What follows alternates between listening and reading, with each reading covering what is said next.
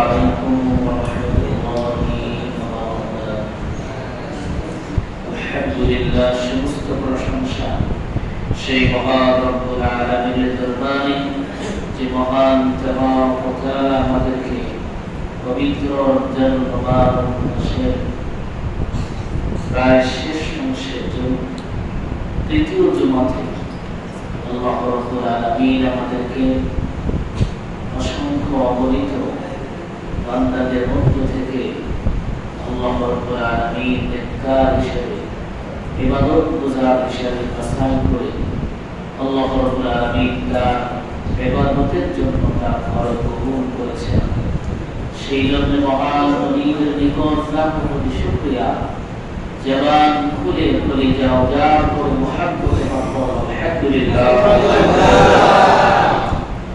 শত কোটি দরুদ সালাম সাইয়্যিদুল মুরসালিন ইমামুনা কুদওয়াতুনা সাইয়্যিদুনা হাবিবুনা মুহাম্মাদুর রাসূলুল্লাহ সাল্লাল্লাহু আলাইহি ওয়াসাল্লাম। প্রিয় উপস্থিতি, রমজান মুবারক মাসের দ্বিতীয় জুমা চলছে। আরেকটি মাত্র জুমা আমরা আগামীতে পাবো ইনশাআল্লাহ।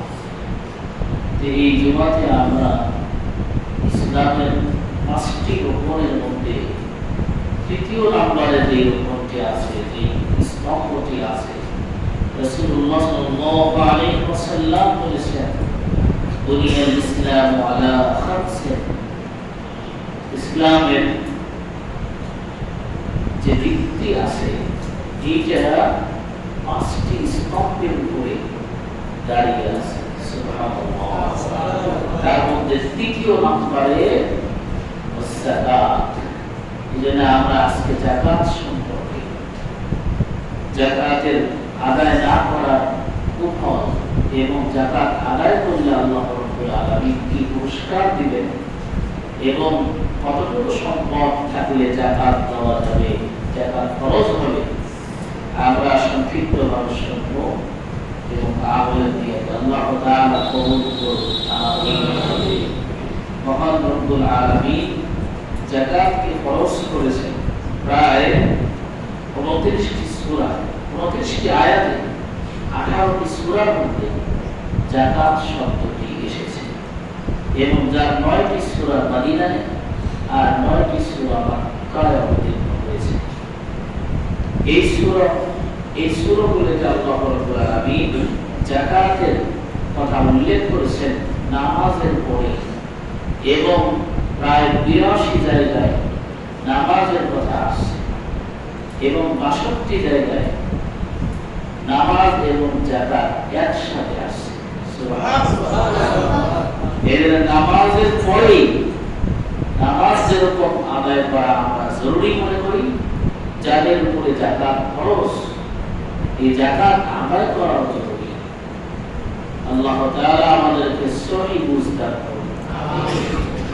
মহান রব্বুল আলামিন বললেন যাকাত যারা আদায় করবে এটা ধনীরা আদায় করবে ঠিক, কিন্তু তাদের এটা মনে করার সুযোগ নাই যে আমরা আমাদের সম্পদ গরিবদেরকে আমরা করুণা করছি, গরিবদেরকে আমরা করুণা করছি, আমাদের সম্পদ গরিবদেরকে দিয়ে দিচ্ছি, এইটা ভেবে সে আনন্দিত হবে আমি দান করলাম না।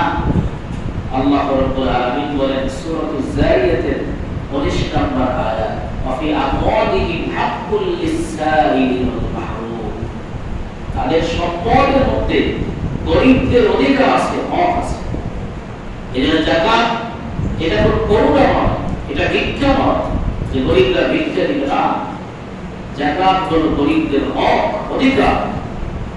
এজন্য আল্লাহ রাব্বুল আলামিন বলেন ইয়া আইয়ুহাল্লাযীনা আমানু আনফিকু মিন তাইয়্যিবাত মা কাসাবতুম ওয়া মিম্মা আখরাজনা লাকুম ফিহা। হে বান্দাগণ, আনফিকু, তোমরা তোমাদের যে সম্পদ মা কাসাবতুম তোমরা উপার্জন করেছো, ওয়া আখরাজনা লাকুম, এবং জমিন থেকে আমি যেটা বের করে দিয়েছি সেটা দিয়ে তোমরা উপার্জন করেছো, সেই সম্পদ তোমরা ব্যয় করো। সুবহানাল্লাহ। এর যাকাত কোন করোনা নয়, যাকাত ফরজ ইবাদত এবং সবচেয়ে বড় ফরজ।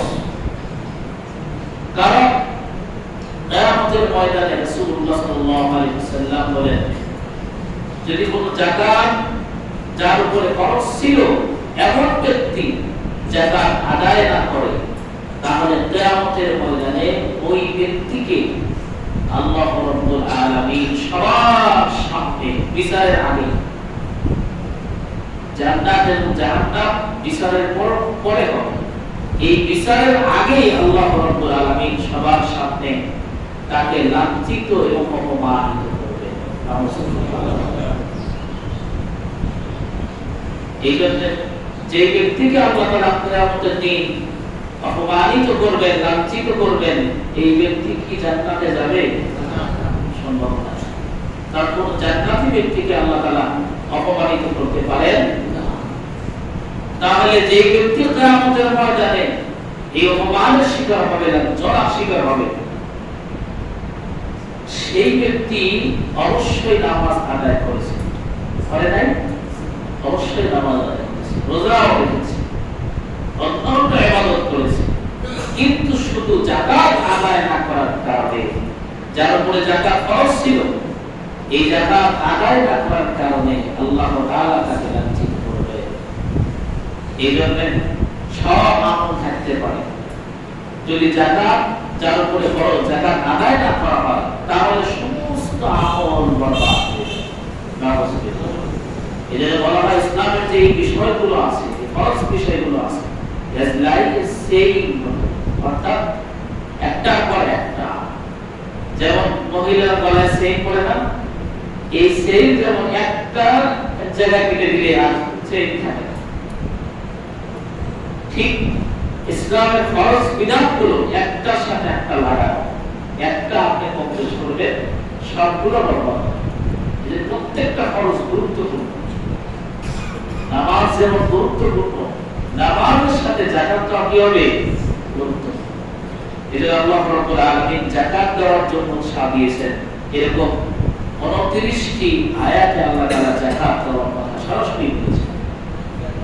এবং এই যাকাত দিতে অস্বীকার করার জন্য রাসূলুল্লাহ সাল্লাল্লাহু আলাইহি ওয়াসাল্লাম যখন ওয়াফাত বরণ করলেন, পৃথিবীতে ঘুরে চলে গেলেন, রাসূলুল্লাহ সাল্লাল্লাহু আলাইহি ওয়াসাল্লাম এর উপরে যাকাত আদায় করার জন্য আল্লাহ তাআলা নির্দেশ দিয়েছিলেন, মুসলিমিন আমওয়ালিহি সাদাকাতান তুতাহহিরুহুম ওয়া তুযাক্কিহিম বিহা ওয়া সাল্লি আলাইহিম।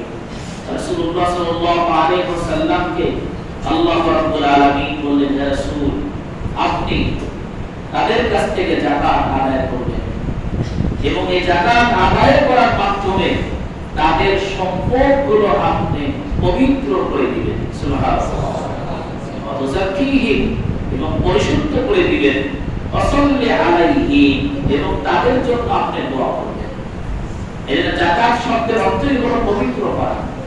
যাকাত শব্দটির অর্থ আত্মহারা, পবিত্র, এবং আন-নামাউ যার অর্থ হলো বৃদ্ধি পাওয়া। যাকাত আদায় করলে সম্পদ কমে না, সম্পদ বাড়তে থাকে, সুবহানাল্লাহ। সূরাতুর রূমের 39 নম্বর আয়াতে আল্লাহ তাআলা বলেন, মা আতাইতুম বির-রিকাল ইয়ারবু ফি আমওয়ালিন নাস ফালা ইয়ারবু ইনদাল্লাহ। তোমরা মনে করো তোমাদের সুদ ভিত্তিক অর্থ ব্যবস্থা, এটা মনে হয় তোমাদের অর্থ ব্যবস্থা সমৃদ্ধি করে, সমৃদ্ধ করে না। আল্লাহ তাআলা বলেন, ফালা ইয়ারবু ইনদাল্লাহ, এটা আল্লাহর কাছে বৃদ্ধি পায় না, তোমাদের কাছে বৃদ্ধি পায়। ওয়া আতাইতুম মিন যাকাতিন তুরিদুনা ওয়াজহাল্লাহ, এবং তোমরা যেটা যাকাত হিসেবে আল্লাহর সন্তুষ্টির জন্য দান করো, ফাউলাইকা হুমুল মুদঈফুন, প্রকৃতপক্ষে যাকাত দ্বারাই তোমাদের সম্পদ আল্লাহ রাব্বুল আলামিন বৃদ্ধি করে দেয়, সুবহানাল্লাহ। এজন্য যাকাত সম্পদকে বৃদ্ধি করে দেয়। রাসূলের উপরে যাকাত আদায় করার জন্য আল্লাহ তাআলা নির্দেশ দিয়েছেন যে আপনি যাকাত আদায় করুন, এবং যারা যাকাত দিবে সন্তুষ্ট চিত্তে, যারা আল্লাহর খুশির জন্য সন্তুষ্ট চিত্তে যারা যাকাত দিবে, ওয়াসাল্লি আলাইহি, আল্লাহ বলছে রাসূল তাদের জন্য আপনি দোয়া করুন, সুবহানাল্লাহ। এজন্য যারা যাকাত দিবেন তারা রাসূলের দোয়া করবে, ইন্না সাকাতুল্লাহ। এরপর আল্লাহ বলছে নিশ্চয় আপনার দোয়া সবচেয়ে প্রশান্তিময়, সুবহানাল্লাহ। কিয়ামত পর্যন্ত যারা যাকাত আদায় করবে রাসূলের দোয়ার মধ্যে তারা শামিল হয়ে যাবে। সুবহানাল্লাহ। আল্লাহ রাব্বুল আলামিন এই যাকাত না আদায় করলে কতটা শাস্তির বাণী আল্লাহ শুনিয়েছেন। রাসূলুল্লাহ সাল্লাল্লাহু আলাইহি ওয়াসাল্লাম ওয়াফাতের পরে আবু বকর রাদিয়াল্লাহু তাআলা আনহু যখন খেলাফত অধিষ্ঠিত, তখন আবু বকর রাদিয়াল্লাহু তাআলা আনহু যাকাতের জন্য নির্দেশনা জারি করলেন। বললেন, তোমাদের যাকাত বাইতুল মালে জমা হবে। যাকাত আদায় করার জন্য তিনি কর্মচারী প্রেরণ করলেন। কারণ যাকাত তো আদায় করবে রাষ্ট্র, ঠিক কি না? যাকাত আদায় করবে রাষ্ট্র। যেমন আল্লাহ তাআলা সূরাতুল হজের 40 নম্বর আয়াতে বলেছেন, আল্লাযীনা আকিমাতুহুম ফিল আরদ ওয়া আকামাস সালাতা ওয়া আতাস যাকাত। যাদেরকে আমি রাষ্ট্রীয় ক্ষমতা দেব তাদের কাজ হবে ওয়া আকামাস সালাত, নামাজ প্রতিষ্ঠা করা, ওয়া আতুস যাকাত, যাকাত আদায় করা। এই যাকাত আদায় করা রাষ্ট্রের কাজ, রাষ্ট্র যাকাত আদায় করবে। কিন্তু আমাদের রাষ্ট্র ইসলামী রাষ্ট্র না হওয়ার কারণে, ইসলামী সরকার না হওয়ার কারণে যাকাত সরকার আদায় করে না। এর বিধায় যাকাত আমাদের ব্যক্তিগত উদ্যোগে আল্লাহ তাআলা যে খাত বর্ণনা করেছেন সেই খাতে আমাদেরকে যাকাত আদায় করতে হবে।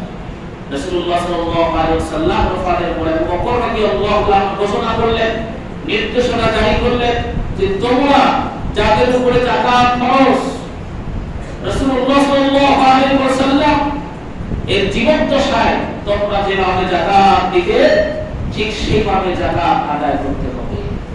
কিছু মানুষ যাকাত আদায় করতে অস্বীকৃতি জানাবে, তারা যাকাত দিতে অস্বীকার করবে। আবু বকর রাদিয়াল্লাহু তাআলা আনহুর কাছে সংবাদ পৌঁছে গেল যে কিছু সম্প্রদায় যাকাত দিবে না, কারণ সম্পদের লোভ সবারই আছে, ঠিক কি না? সম্পদের লোভ সবারই আছে। যখন দেখে যে 1 লক্ষ টাকায় 5,000 টাকা টাকা 25,000, 1 কোটি টাকায় কত? 25 লাখ।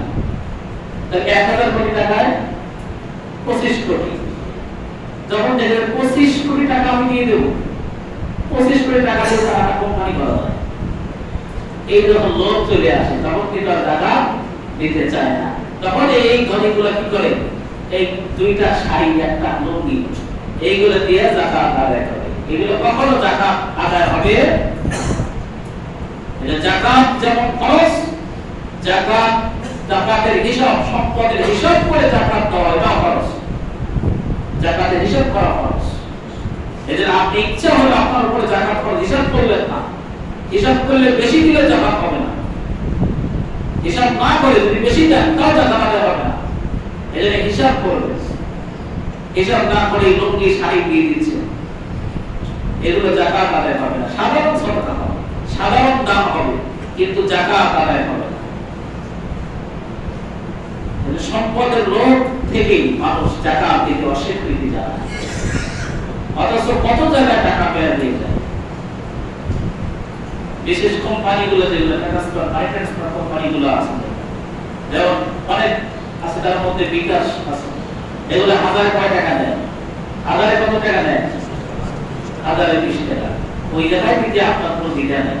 তো যখন আল্লাহ বলছে 1025 টাকা দাও, তখন আপনার তাও 1 বছর পর, প্রতি বছর 1025 টাকা, হ্যাঁ 1025 টাকা হয়, আর 100 টাকায় 2.5 টাকা।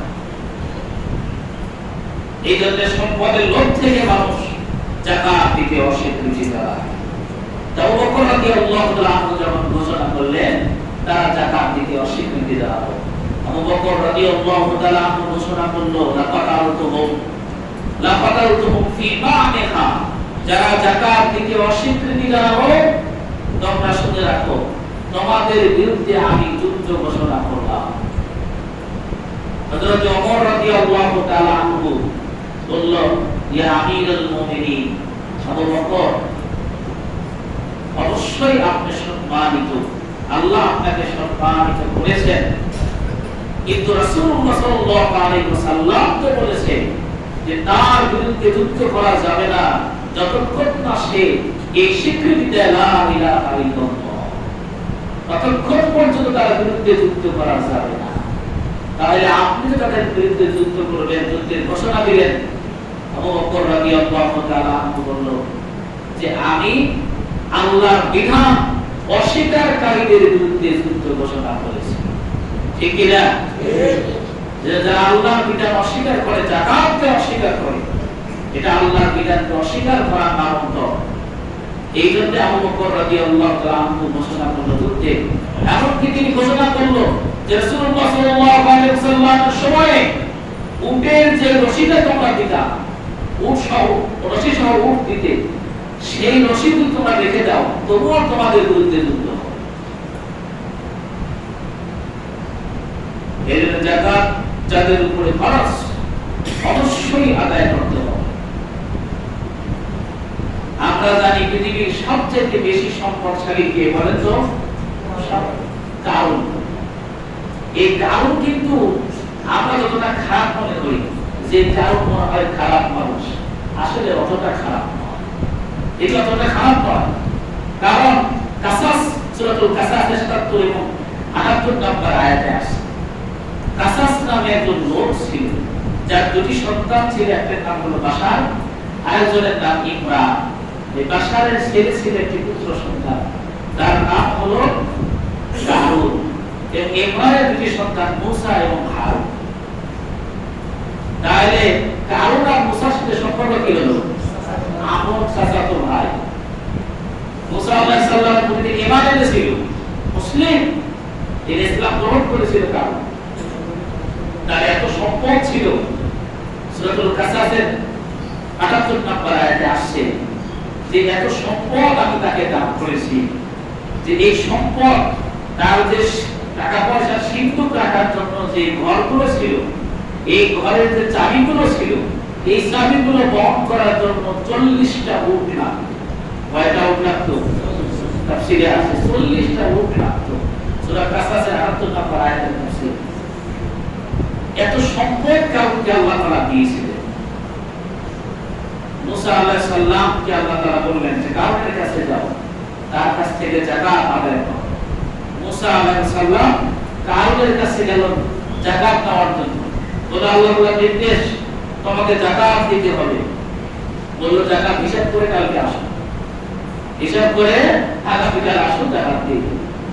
তখন মুসা আলাইহিস সালাম বলল ঠিক আছে, তোমার সম্পদ তো অনেক, আপাতত তুমি তোমার যে গবাদি পশুগুলো আছে, এরা ছাগল, গরু, দুম্বা, এই গবাদি পশুগুলো আছে, এইগুলোর একটা হিসাব দাও। এইগুলোর হিসাব যখন কাউন্ট দিল, মুসা আলাইহিস সালাম বাড়িতে যায়, হিসাব করলো যাকাত কত আসে। হিসাব করে দেখা গেল প্রায় ৪০ থেকে ৮০ লক্ষ এই পশুগুলো যাকাতের জন্য রেডি। হিসাব কত? ৪০ থেকে ৮০ লাখ। তখন তাকে জানানো হলো যে এই তোমার পশুর যাকাত আসছে। তখন বলল যে সর্বনাশ, এতগুলো পশু আমি যাকাত দেব। তখন বলল যে তোমার তো খায়া কাজ নাই, তুমি এই যাকাত দিতে আসছো, আর আমি আল্লাহকে যাকাত দেব কেন? আমি আল্লাহকে যাকাত দিতে যাব কেন? কারণ আল্লাহ তো এগুলো আমাকে দেয় না, আমি নিজের যোগ্যতা এগুলো অর্জন করেছি। তাফসীর করে দেখেন, কারণ এই কথা আমি নিজের যোগ্যতা এগুলো অর্জন করেছি, আমি তোমার আল্লাহকে যাকাত দেব না। এরপরে বললো দেখো, মুসা আলাইহিস সালাম বলল যে আল্লাহর বিধান, তোমাকে যাকাত দিতে হবে। বলল ঠিক আছে, একটা শর্তে আমি যাকাত দিতে রাজি আছি। বলল কি শর্ত? শর্ত হলো যে তুমি যেমন তোমার ভাইকে নবী বানাইছো, আমারে নবী বানায় দাও। মুসা আলাইহিস সালাম এসে বলল তুমি যেমন তোমার নবী, তোমার ভাইকে কি বানিয়েছো? নবী বানিয়েছো। কারণ মুসা আলাইহিস সালাম আল্লাহর কাছে দোয়া করেছেন, যে পৃথিবীতে একজন নবীর দোয়ায় একজন নবী হয়েছেন। মুসা আলাইহিস সালামের নবীর দোয়ায় তার ভাই হারুন নবী হয়েছেন। সুবহানাল্লাহ। এজন্য হারুন বলল তোমার ভাইকে যেমন নবী বানিয়ে দিয়েছো, আমাকে নবী বানিয়ে দাও, তাই আমি যাকাত দেব। বলে এটা কিভাবে সম্ভব? নবী তো হয় কার পক্ষ থেকে? আল্লাহর পক্ষ থেকে। আমি কিভাবে নবী বানাবো? বললে তাহলে আমি যাকাত দিতে পারবো না। তখন যাকাত যখন দিবে না, মুসা আলাইহিস সালাম চলে গেল। কারণ চিন্তা করলো যে এই মুসা তো আবার যাকাত দেওয়া যেতে হয়, কি করা যায়? তার দুইজন সাথীকে নিয়ে পরামর্শ করলো যে মুসাকে কিভাবে এর থেকে বিরত রাখা যায়, সেজন্য যাকাত না চায়, কারণ যাকাত চাইলে আমার সম্পদ চলে যাবে। তখন তাদের দুইজন সাথীর মধ্যে একজন পরামর্শ দিল যে তাকে হত্যা না করে তাকে এমন ব্যবস্থা করতে হবে যাতে সে এই দেশ ছেড়ে পালিয়ে চলে যায়। বলে কি করা যায়? বলে যে এই যে পাশে যে পতিতালয় আছে, এখান থেকে একজন পতিতাকে আমরা নিয়ে আসি, তাকে অর্থ সম্পদ দিয়ে তাকে এইটা শিখিয়ে দেব যে মুসা আলাইহিস সালাম যখন ওয়াজ করবে, উপদেশ দিবে, ভাষণ দিবে, সেই মজলিসে যায় এই পতিতা যেন বলে যে মুসা আলাইহিস সালাম একজন দুশ্চরিত্রকারী। ঠিক সেইভাবে কিছু সম্পদ, কিছু গহনাগাটি, স্বর্ণ অলংকার সেই মহিলাকে দেওয়া হলো, মহিলাকে। পরের দিন যখন মুসা আলাইহিস সালাম কোনো এক ওয়াজ মাহফিল, কোনো এক উপদেশ মাহফিলে মজলিসে যখন তিনি বয়ান করতেছিলেন, তখন এই মহিলাকে এসে হাজির এবং কারণ নিয়ে আসে সাথে করে কারণ নিয়ে আসে বলতে, ভাই সকল, এই যে মুসা আপনাদের সামনে ওয়াজ করতেছে, দেখেন এর চরিত্র কিন্তু ভালো না। তার সাক্ষী দরজা বলল, কি সাক্ষী আছে? আমাদের এখানে সবচেয়ে উন্নত চরিত্রের এবং সর্বশ্রেষ্ঠ ভালো মানুষ মুসা, অতএব তার বিরুদ্ধে তুমি যে এই অপবাদ দিচ্ছ, এটা পক্ষে সাক্ষী। তখন বললো যে এই পতিতা মহিলা। তখন মুসা আলাইহিস সালাম বুঝতে পারলেন, তিনি বললেন যে এই মহিলা, তুমি যা বলবে আল্লাহকে সাক্ষী রেখে বলবে, কারণ সবকিছু শোনেন এবং দেখেন কে? আল্লাহ। তখন এই মহিলা যখন আল্লাহর ভয়ের কথা বলেছেন, মুসা আলাইহিস সালাম তিনি একজন পয়গম্বর, তিনি একজন নবী, নবীর কথা এত তাসির, এত প্রভাব যে ওই মহিলার অন্তর কেঁপে উঠেছে। সুবহানাল্লাহ। সঙ্গে সঙ্গে ওই কারণের শিখায়া দেওয়া কথা ভুলে গেছে। ভুলে যা সে বলছে যে আমাকে কারণ কিছু স্বর্ণ অলংকার দিয়ে আমাকে শিখিয়ে দিয়েছে, আমি যেন এই কথাগুলো বলি। সুবহানাল্লাহ। এভাবে কারণ যখন এই চক্রান্ত করলো, সফল হতে পারলো না, মুসা আলাইহিস সালাম কষ্ট পেলেন, দুঃখ পেলেন। এই জন্য তিনি সঙ্গে সঙ্গে তার অপবাদ যে আল্লাহ তাআলা মিটিয়ে দিয়েছেন, তাকে যে অপবাদ থেকে আল্লাহ তাআলা নিষ্কৃতি দিয়েছেন, এই জন্য তিনি 2 রাকাত নামাজ আদায় করলেন, সিজদা দিলেন এবং নামাজ আদায় করে কারণের জন্য তিনি বদদোয়া করলেন যে আল্লাহ কারণকে আপনি ধ্বংস করে দেন। আল্লাহ তাআলা তার দোয়া কবুল করলেন, মঞ্জুর করলেন এবং কারণ আজ পর্যন্ত ধ্বংস হয়ে গেছে। এদের যারা যাকাত দেওয়াকে অবহেলা করে, যেটা এটা মনে হয় সামান্য বিষয় না, যাকাত একটি ফরজ বিধান। এদের আমরা যাদের উপরে যাকাত ফরজ, তারা অবশ্যই যাকাত আদায় করবে। এবং যাকাত কাদের উপরে ফরজ? যাদের সম্পদ নিসাব পরিমাণ আছে। নিসাব কি? অর্থাৎ 7.5 তোলা স্বর্ণ এবং 52.5 তোলা রূপ, এর সমপরিমাণ অর্থ যার কাছে 1 বছর যে সম্পদটা তার কাছে ছিল, অর্থাৎ আপনার সংসারে আপনার প্রয়োজন, মৌলিক চাহিদা, যেটা মৌলিক চাহিদা, খাদ্য, অন্ন, খাদ্য, বস্ত্র, বাসস্থান, চিকিৎসা, এই যে এইগুলো, এই মৌলিক চাহিদা যেগুলো আপনার পূরণ করার জন্য যা ব্যয় হয়েছে, এই ব্যয়গুলো বাদে প্রয়োজনের এই অতিরিক্ত অংশগুলো, অতিরিক্ত সম্পদগুলো আপনার কাছে জমা আছে, গচ্ছিত আছে, এটার পরিমাণ, এই সম্পদের পরিমাণ যদি 7.5 তোলা স্বর্ণের সমপরিমাণ এবং 52 তোলা রূপের পরিমাণ হয়ে থাকে, তাহলে আপনাকে শতকরা 2.5 টাকা হারে যাকাত দিতে হবে। এবং অনেক সময় দেখা যায় যে আপনি ব্যবসার জন্য টাকা খরচ করে ফেলেছেন, টাকা ছিল কিন্তু আপনি ব্যবসার কাজে খরচ করেছেন। ব্যবসার কাজে খরচ করলে এটা আপনাকে যাকাত দিতে হবে, কারণ যাকাত মূলত হয় কয়েকটি জিনিসের উপর, কয়েকটি বস্তুর উপর। একটা হলো স্বর্ণ এবং রৌপ্য এবং গচ্ছিত টাকা পয়সা, ব্যাংকে যে ডিপোজিট আছে, ব্যাংকে যে ব্যালেন্স আছে, এটার উপরে যাকাত খরচ। এবং পালিত গবাদি পশু, যে পশুটা আপনি লালন পালন করেন, এটার উপরে যাকাত খরচ। এবং ব্যবসায়িক পণ্য, যা ব্যবসা করার জন্য আপনি ক্রয় করেছেন, এটা যদি আটকে